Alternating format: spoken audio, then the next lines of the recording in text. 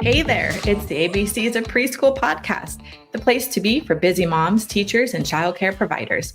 I'm your host, Miss Amber, an early childhood expert with nearly 3 decades of experience and a proud mama too. I know you're running around with those littles, so let's jump right in.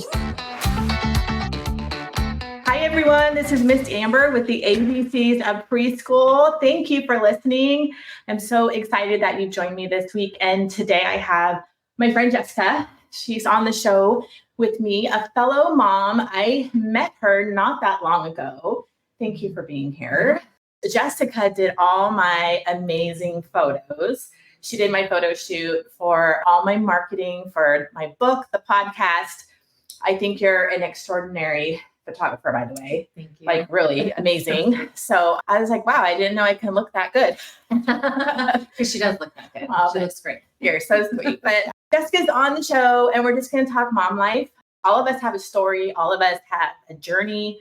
All of us have a path that we're on. And sometimes that path doesn't go, well, actually, I'm going to say every path does not normally go the way we want it to go, right? So we might have something that we think is going to happen, but things just don't go always the way we plan. So today we're just going to have a conversation and we're going to see where this show goes. Yeah.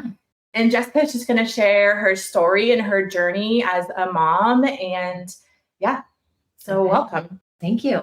So, gosh, I am from this area. And so I have 4 kids total. And my daughter, who's currently 15, my son is 11, and then I have almost 2.5-year-old twins. So it's a crazy house. But going way back to when I just had the first 2, not really knowing I would have more kids after that, a young mother, not really knowing what to expect with life. I actually really enjoyed the young days of my older daughter because we did the whole preschool thing, and that was really fun to experience. But then my second son, he entered into this world and things were just a little different with him. And that's when we discovered more challenges, and he eventually, actually about 19 months old, he was diagnosed with autism, which is super young. It's very young, yeah. Actually, my mom is the one who saw the thing. She's just like, saw something that was off and, some red flags. He wasn't pointing, he wasn't waving, no eye contact, wouldn't come or acknowledge when his name was called. Those are pretty normal red flags they look for. I think it's called the MCHAT, which is one of the autism tests that they do. And so anyway, I went in and had him referred for the diagnosis through Kaiser, which was actually pretty easy to do 10 years ago, or, back then. Now it's a little bit more difficult because so many more kids are being diagnosed. Yes. So there's like a really long wait list. So we had that. He was diagnosed by 5 professionals right away. And then we started the journey of, we did ABA therapy. The youngest they'll let you start is 24 months. So we started that immediately, and it was in home, 35 hours a week, wow. Super intensive. It was like a full-time job for me, because I wanted to be there, participate. And those goals, they're based around your home routine, like there was potty training. They helped me with potty training. So that was pretty great. Yeah. And then, just goals around the house, like being able to communicate and do certain things. And so his sensory issues was a whole different thing. He, was kind of a crazy kid. He crashed, he jumped, he had no fear. Mm-hmm. And he still kind of doesn't have a lot of fear, but he was sensory seeking. And so we had to create an atmosphere for him that was safe all the time. And that was really hard because I couldn't take him out into public without fear he would run away. He ran into the street multiple times growing up without looking. In fact, we used to live in this neighborhood, and this was when he was much older. He ran into this street right down by the trail. Wow. Without even looking. He just ran right into the street. And I'm just like, as a mom, that's like one of your worst fears, with kids. And so he's always not really paid attention. So anyway, with all of the sensory issues, that was just a challenge for us. But we did the ABA, and that helped tremendously with so many things. And then we got him into speech, and we got him into OT. He didn't talk until he was 4, which is so wild if you think about it. That's just such a long time for a child not to talk. Mm-hmm. Lots of sounds, but no talking. So all of those therapies, because we did them so early on, the early intervention, it helped tremendously. We had him in special ed preschool through the county, or not the county, It's quite a city. the city, or Western Placer School District. The school district. Mm-hmm. Yeah. So we put him in there, and oh my gosh, the educator, godsend. Susan Beer, I think was her name, and I think she's retired now, but she was amazing. And I am so grateful for, we've just blessed every educator that helped my son was amazing. And I just, thank God every day that we got those people to help him, and they cared for him and loved him. And, they would come to me about any worries. And it's just like, that's not easy, because you are your child's advocate, and you really are the only person fighting for them. It's no one else's job. So when you do come across people or educators or just anybody who's willing to help you, it's such a big deal. So I was really grateful for that. So we did the special ed preschool, and then we moved up to general education, Creekside, Oaks, and Lincoln. Oh, okay. And their special ed program was phenomenal. It was great. And so we did get to a point, though, where it was just time to homeschool. And that was more of an intuition call for me. And so we moved over to that. And that's been a little bit of a journey, because right when we decided to do that is just around the time, I think about 8 months later or something, our house burned down. So that was the year of 2020. And we had just moved out to the country. We just bought a house. My husband spent 6-7 months gutting, remodeling, doing all the things. But we loved it there. We loved it. We didn't care that our, house was under construction. We finally got it to a place where it was like, okay, we're good. And then like a week later, our ATV exploded in our garage and just took everything down. Like, it was the craziest fire. 8 fire engines, wow. Airplanes dropping loads of fire retardant, like 3 loads. Wow. Yeah, because it was in the dead heat of summer. And so everything was super hot. And it gets really hot here where we live, like really, really hot. Yeah. And thankfully, my husband, he told me. Were you guys home? So my husband and my son were home, and they were major PTSD from that fire. Oh my gosh. I was just down the street at my friend's with my daughter getting my hair done. She's a hairstylist. And I missed like 15 phone calls because she was just rinsing my hair. Yeah. And so I called my husband back, and he's like, you need to get home now. Our house is burned down. And I was like, what? And so I drove home watching my house burn the whole way home. It was the black smoke up in the air because I could see it. And just arriving on scene, it was just so scary and so sad. And, I've learned so many things from that tragic experience. But at the end of the day, everything is material. Mm-hmm. Everything. You can replace, for the most part, you can replace everything. Mm-hmm. I did lose my wedding rings and, baby albums, wedding quilts, baby quilts, all those things. And, that was the hardest. Mm-hmm.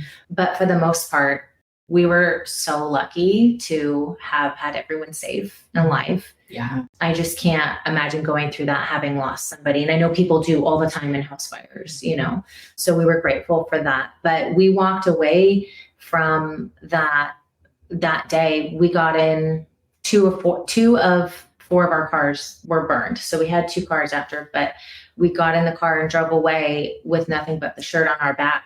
And we're just like, what do we do? What do we do now? And so that experience was so eye-opening. So we did our best to try to figure out what we were going to do. And a couple months later, we moved into this neighborhood, into a rental, mm-hmm.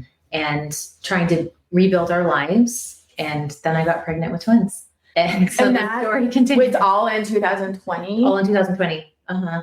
Wow. So homeschooling, the house fire, uh-huh. And then pregnant with twins. On top of a worldwide COVID. Yeah. We have So that was and my husband lost his job. Yeah, he lost it right at the beginning of COVID when they were laying everyone off. And so that year was like, it was a crazy year for everybody, but for us it was like times 10. Like horrible. Yeah, horrible year. So I got pregnant with twins. I didn't actually even know they were twins. Does twins run in your family? No, they don't. But So fraternal twins are genetic. Okay. Identical twins are not. They're luck of the draw. Oh. And I got luck of the draw. Good. Lucky me. Twins are hard. But yeah, that whole pregnancy was crazy because with twins, it's a different game. There's a lot of different requirements in California. So we won't get into those details. But man, if anyone wants to chat like birth of twins, I'm here for it because it's just a whole different thing, a whole different animal. They require a lot of things with the hospital and everything. You're more high risk. So my pregnancy, I spent most of it researching to make sure that, I could still have things the way I wanted to in a safe way. But anyway, so we had our twins and then our home insurance that was paying for the rental, it times out. And I didn't know that it doesn't time out when you start building your home or when your home is finished or anything like that. It's from the day of the fire. Seriously. And because of COVID. Is that like just like every insurance, like that's just policy? I feel like every policy is slightly different. Wow. And that was our policy. But we didn't learn that until like 6 months to a year later. We kept saying like, well, what's our deadline for the rental? Mm-hmm. And they said, oh, it's from the date of the fire. And because of COVID and how difficult it was to source building material and get anything done, we didn't even start building at least a year after. So we're like, well, where do we go? So we got out of the rental and we packed up our 4 kids, and the twins, I think, were about 6 months. And we all moved into an RV on our property while we started the process of building. So, okay, home life in an RV. yeah. Babies, Yep. all of you. Mhm. Can you explain Yeah. for a moment? Because I am a mama of 4. Yeah. But I cannot imagine when living all together in an RV Yeah. for a long span of time when they were little. Yeah. So it was like a year and 3 months or so. Wow. It was a long time. So we're kind of crafty people. And my husband he's a construction management guy. He builds stuff, he's like that kind of guy. So we had a plan. I mean, nobody knows how to do this right. No. We didn't have hundreds of thousands of dollars. Our policy hadn't paid anything out. So we were just working with very minimal money. And so we got a really old, what are they called? Container. Oh, yeah, like a storage container. Yeah. So we got a storage container. Yeah. And Jason, or my husband, Yeah. it was like 40 feet long. So he insulated one side to be our office. And then the other half was storage, because we're living on our property. We have nowhere for storage, but we also don't own that many things. So it wasn't like a huge deal because we didn't like rebuy everything. Nobody rebuys everything right away. And so then we decided to purchase a newer RV for the 6 of us. And the goal was to buy another older big toy hauler that my husband was going to gut completely, rebuild on the inside so that we had something bigger for us. So the new one was just kind of temporary.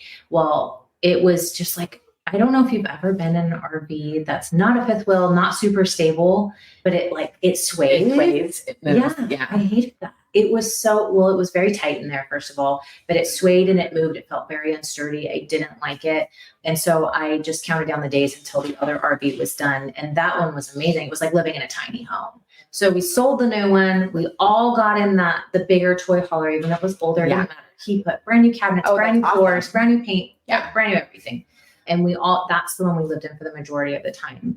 And so my son stayed up in the loft. That was his bed for a year, no room for him. Right. We gave my teenager the room at the front. Okay. And my husband and I had the toy hauler area where you would have your toys. We just threw mattresses on the floor, and that's where we slept and co-slept with the babies. Yeah.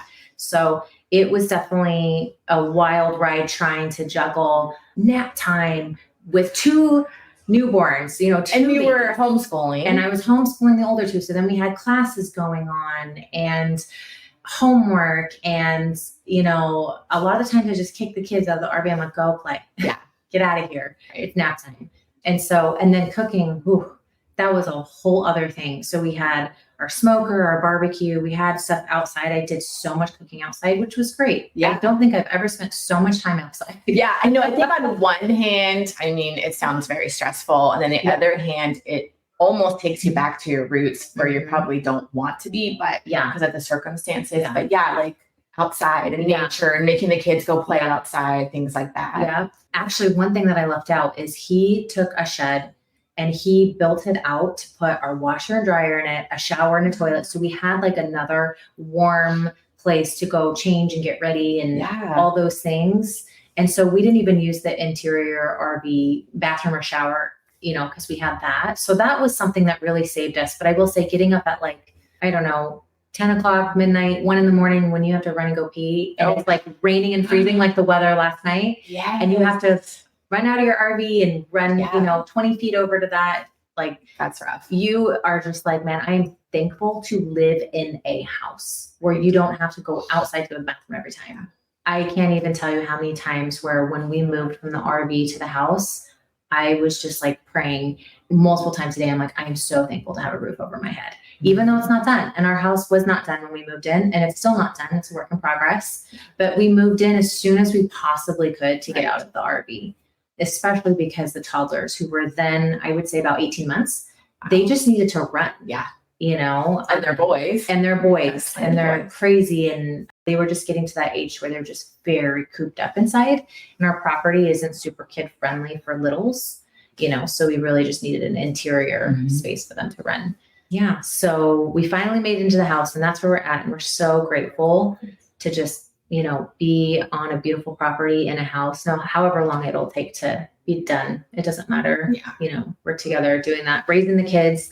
So now what we're dealing with is the two boys, they are having speech and OT issues, which was a really big surprise to me. I'm trying to juggle my business and I'm trying to juggle homeschool. And I'm a big advocate of, family dinners, family home cooked meals to try to, cut out the chemicals and the toxins, so I cook from scratch everything that I possibly can.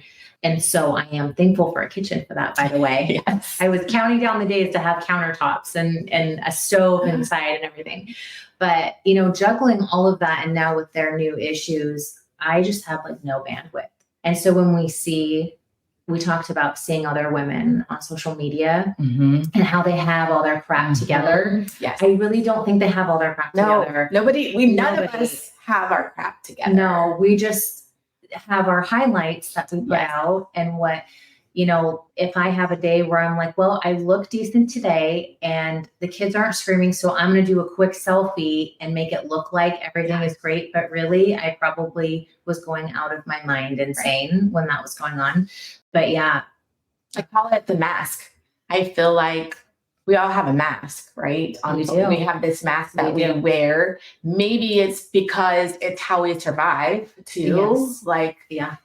I think as moms, especially, we have to put this mask on, like we're strong, we've got it together, because we have to have it together because we're raising our kids. Right. And we can't melt down all the time because we have our kids and we have our husband and we have all these roles. We're juggling our job, and like, we are the ones that are, we do it all, right? We're doing it all. But if we're honest with each other, and this is part of why I wanted to do this podcast, is we will not have it all together all the time. And there's going to be like the really hard stuff that happens, the stuff that we have to go into the bathroom and lock ourselves in the bathroom and cry our eyes out and take a deep breath and like do a pump up, like, okay, I've got this. But that's real life. I remember multiple times raising my kids where I had to go away in my bedroom for a minute and just be like, okay, I got to like talk myself up. It's hard. Like, it's hard enough to be a mom. It's hard enough to be a mom when you lose your house, have to rebuild your house, you're pregnant. Like, you had so many things on top of that. Have you processed? I think a lot of times too, we put everything, like, we stuff it.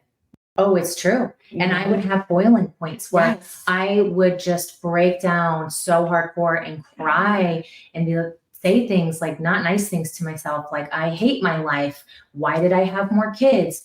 Why is this my life?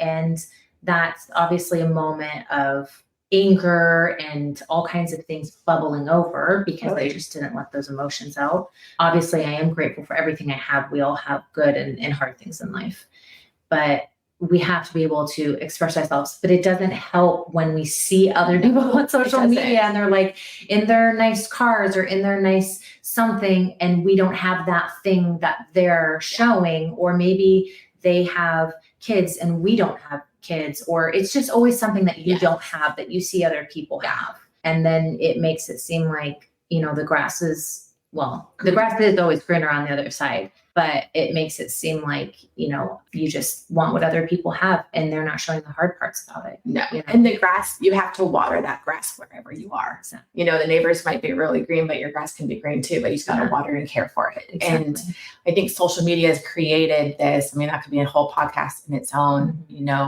it's created a delusion of life. I mean, truly. It's just this platform and we're all guilty of it. Same thing. I don't put the moments where I'm breaking down and sobbing, I don't, but maybe we need to speak about those moments more. Right. And like encourage each other to help pick each other up off the bathroom floor. And right now, you're in the midst, I feel like 0 to 5 years of raising kids is one of the hardest. Now there's teenage years. Everybody warned me about both.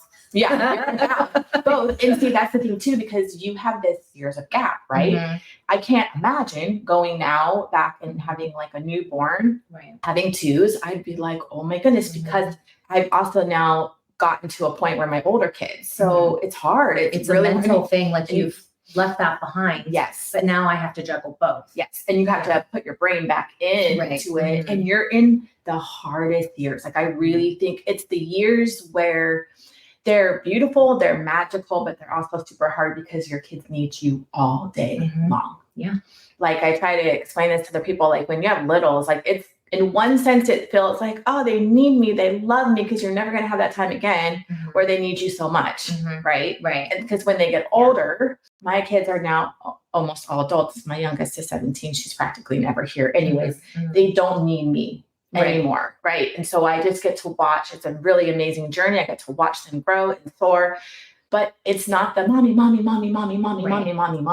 me, or screaming all day long. Yeah. You're in that. And it's going to be just temporary. And that's why I want to encourage you. It's it's the hardest time of raising children. I always felt like if I want to get them to kindergarten, it just gets easier, way easier after that. It's just these 0 to 5 years are hard. They need us for everything. Right. Everything. Right. And, I know this is going to sound weird, but I wasn't expecting kids I just thought they were going to be normal. And when I say normal, I mean neurotypical, right? No speech issues, no OT issues. So this hit me and I had a grieving moment. I was I thought they were just going to be normal and I wouldn't have to deal with this again. And that was so hard for me to accept because having children is hard. Having children with special needs is even harder. And now I have 2 of them at that age. Twins are hard. Yeah. I feel like I have it all hard. And I know I keep repeating that my life is hard. I'm just in this temporary stage. She's not hard. And I just feel like, will it ever end? And when people ask, oh, what can I do to help? What can I do to help? And I'm like, I'm sorry, you can't do anything to help. I just have to be there for them. I have to be present. I have to be able to be mom and nobody else can do that for me. Right. So, but yeah, I definitely am guilty about not sharing any of that on Facebook or Instagram, social media. And, if only my clients knew, that's why I don't share, because I feel like they don't need to know. I don't want anyone to have pity for me. It's no one's business. But really what it looks like from my side is I am doing everything I can to keep my crap together to be able to go to work and function. When I show up at a photo shoot, that morning was probably crazy. There was probably lots of crying. There was probably yelling on my end for my other kids to help me with the littles. And then I made it out of the house and then I show up and I do my thing. But it took everything for me to get there. And that's how it is on a daily basis for me to go anywhere, to do anything. And I do try to appreciate the moments with this young, but it is just hard. Well, I'm telling you, you're doing it beautifully. I mean, you showed up for my photo shoot, just super professional.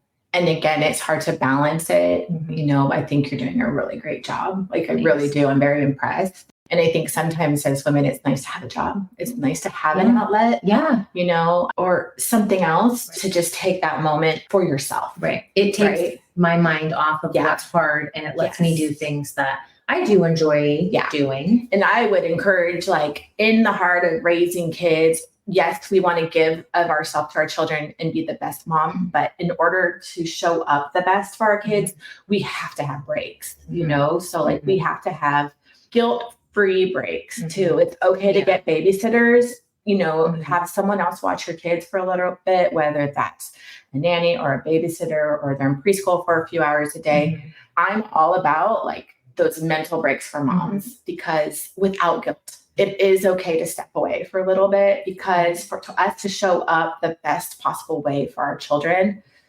emotionally, mentally, spiritually, we have to have those breaks for ourselves. We're not a robot. We're not AI. I mean, we are just not. So we've got all our feelings. So hopefully, you know, you can just keep getting those breaks.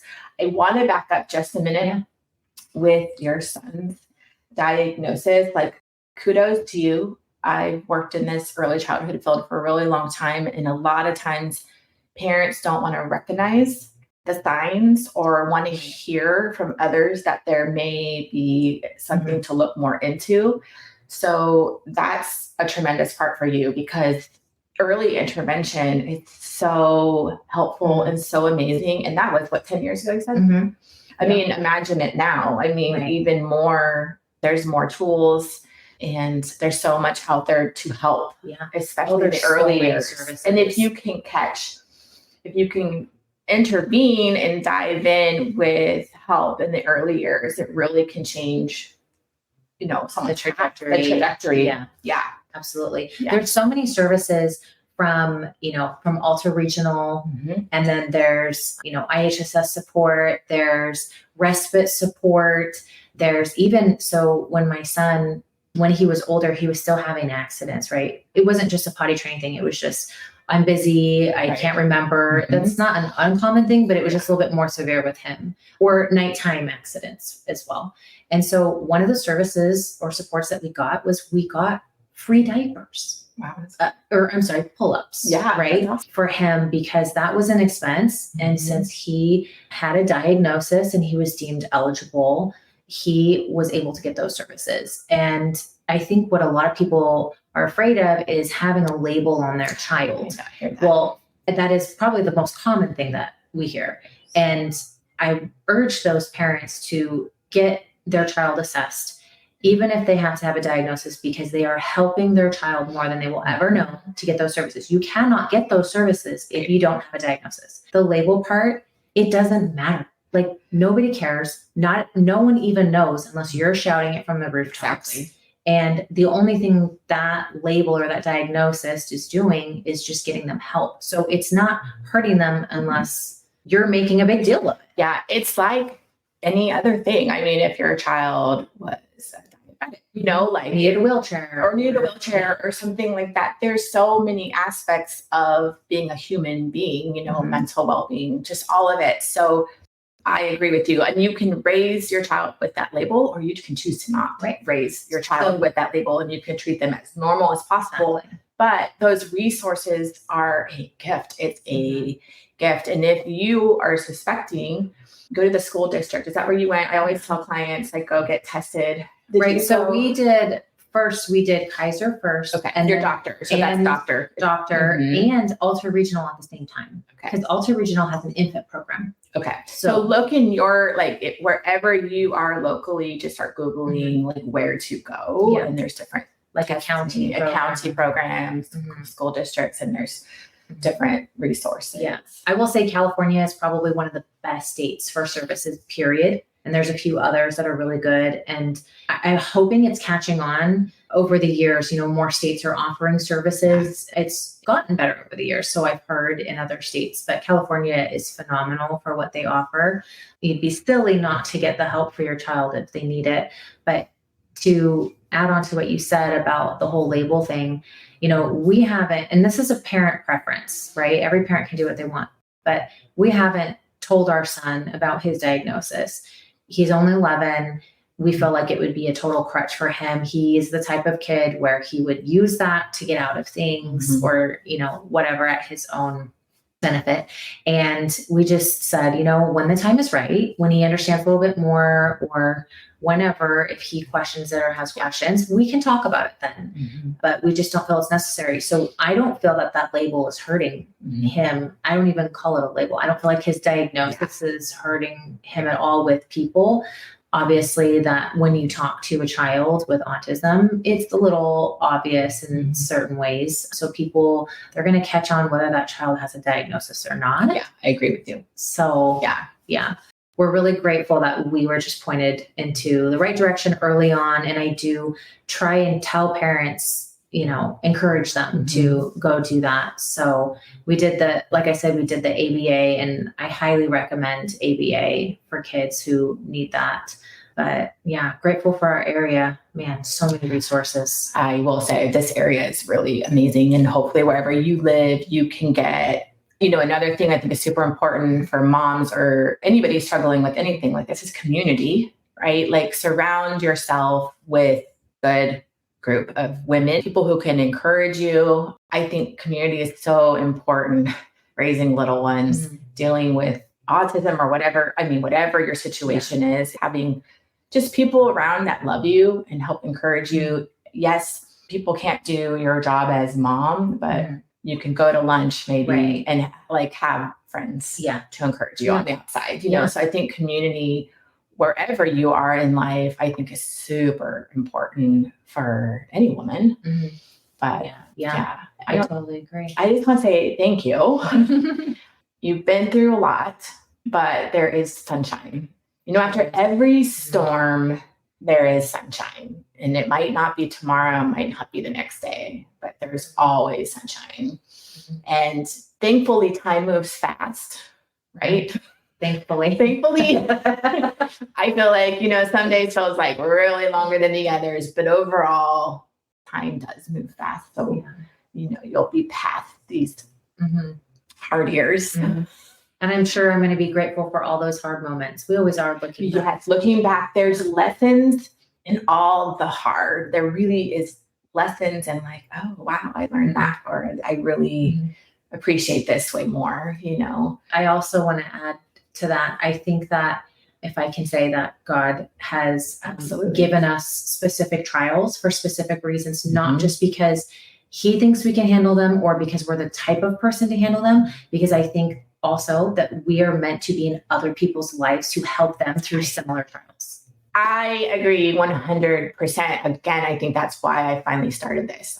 After my brain surgery, I woke up in a very sense of spirit, like God. I just felt like, wow, I just got through brain surgery. There's way more. And that's the power of sharing our story. I really, truly believe there is power in our experiences. There's encouragement in our heart. It creates so much more empathy, right? And grace for others, because if you're standing at a grocery store and someone's snappy and grumpy, you don't know what just happened an hour before. It's so easy to be like, that lady was really rude, or that lady was really mean, rather than step back and wow, I don't know what's going on with her right now. We all have the really dark and we all have the really, really hard. And I think there's tremendous power and encouragement. And same thing, I'm so thankful. I felt like God has helped me through the hard. Really. So now you can help other people. Yeah. And I feel like all these experiences, I've had a lot of health stuff. I don't know why, but our story can help someone else, So thank you for coming on and sharing your story. There's a lot Thanks there. for having me. Thank you. To be continued. Yes. Thank you so much for joining Miss Amber me on the ABCs of Preschool with Jessica. Just want to send you guys with encouragement and love in these early years. They can be difficult. They can be hard. If you have a story to share, find me on my website, send me an email at thelovingstartway.com. Make sure to follow this podcast, and I'll see you next week on the ABCs of Preschool.